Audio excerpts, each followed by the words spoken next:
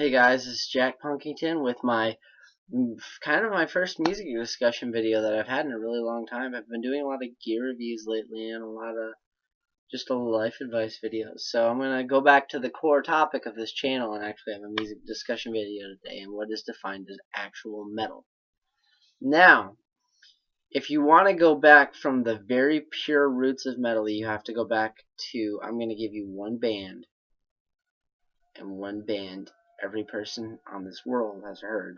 And if you haven't, get off my channel, go on other channels on YouTube, and don't come back until you've heard of Black Sabbath. Black Sabbath and Ozzy Osbourne, Randy Rhoads, or not Randy Rhoads, I'm sorry, that is Ozzy Osbourne. Black Sabbath, Tony Iommi, Ozzy Osbourne. I'm not actually sure of the other two guys' names. Amazing musicians all around anyway. Very good writers, performers, and they invented metal.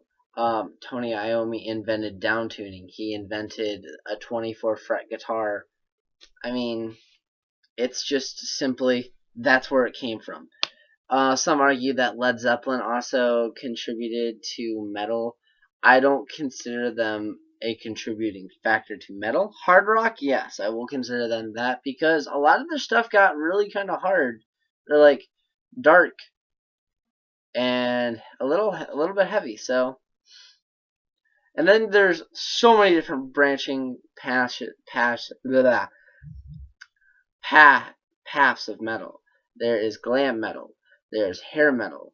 There is slam metal. There is goth metal. There is one of my favorite styles of metal, which is it's called rivet head metal or industrial metal. Metalcore, if you want to consider that metal. I'm not going. I consider it a form of metal, but I do not consider it one of the main parts of metal. It's a very far off cousin. Then there is heavy metal, thrash metal, death metal. I mean, the list goes on. There's so much more. Black metal, gore metal, shock rock, which is kind of a lighter version of metal, but more for shocking appearances than anything. Now, one thing that these all have in common is awesome guitar riffs and amazing drum sounds and pretty good bass. The lyrics can change, the singer can change, but the riffing and the beats don't change. Now, I don't mean by tempo, and I don't mean by tone, I mean by style. Style does change a little, but the riff is always somewhat consistently around heavy gain, fast moving tempo, although it can be slow at times, mainly with ballads or power ballads. Most of the time double bass and a sick guitar solo. Sometimes it doesn't have to be. There are very good metal songs out there that actually don't have guitar solos in them. Now, the lyrics can change depending on the style. Sometimes they're not actually lyrics, but that is certain other people's opinions. My opinion on bands like slam metal, which is, it literally isn't, it's not screamo or black metal where you are growling, but you're actually speaking words.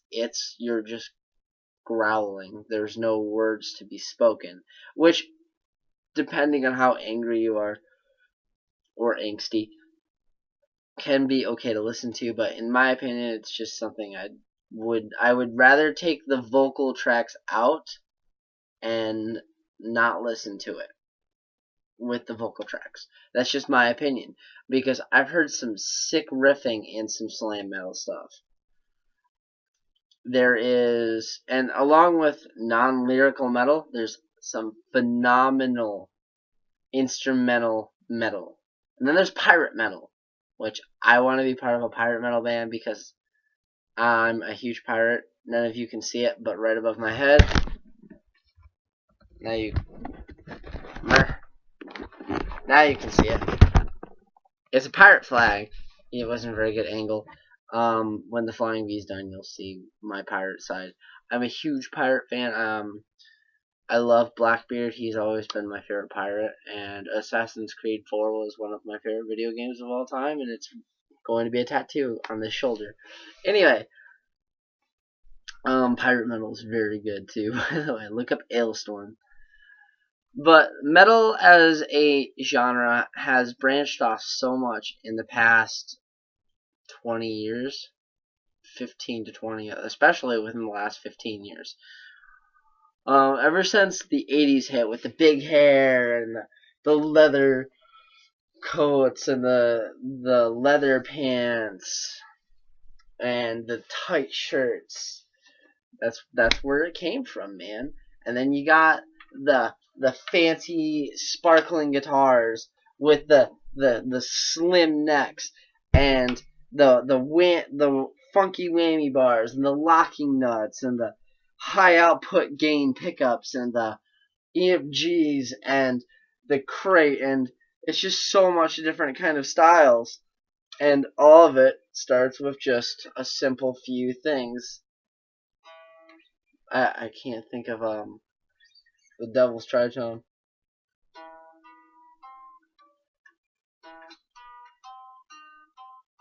That's kind of it.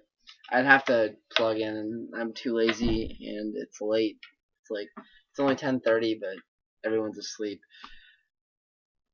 So yeah. Also, big news: I am moving house soonish. I've talked with my brother and my older brother and sister.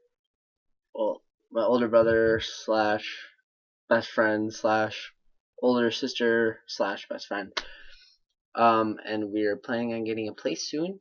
So if I don't make any videos for like a span of like 2 weeks, please forgive me. Moving on top of everything else will take a lot of strain. And you might see another person in a video that was, this person was never in a video, but this person was a part of my video making process when I first started. So you might see that person, maybe not. So this is Jack Punkington signing out.